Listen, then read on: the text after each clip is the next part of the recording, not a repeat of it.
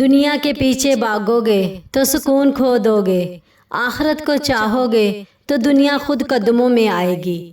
آئیے جانتے ہیں اس حدیث مبارکہ میں۔ بسم اللہ الرحمن الرحیم۔ زید بن ثابت رضی اللہ تعالیٰ عنہ سے مرفوع مروی ہے کہ جس شخص کا مقصد دنیا حاصل کرنا ہو، اللہ تعالیٰ اس کے کام بکھیر دیتا ہے اور اس کی آنکھوں کے درمیان محتاجی رکھ دیتا ہے، اور دنیا سے اسے اتنا ہی ملتا ہے جتنا اس کا مقدر ہو۔ اور جس شخص کا مقصد آخرت ہو، اللہ تعالیٰ اس کے کام جمع کر دیتا ہے، اس کے دل میں غنا رکھ دیتا ہے اور دنیا ذلیل ہو کر اس کے پاس آتی ہے۔ یہ حدیث انسان کی نیت اور زندگی کے مقصد کو بیان کرتی ہے۔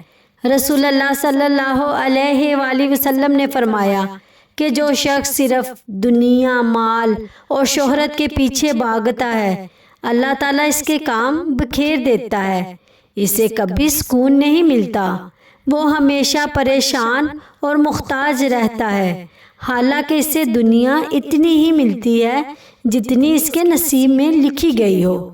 جو انسان اللہ اور آخرت کو اپنی پہلی ترجیح بنا لیتا ہے، اللہ اس کی زندگی میں سکون، برکت اور آسانی عطا فرما دیتا ہے۔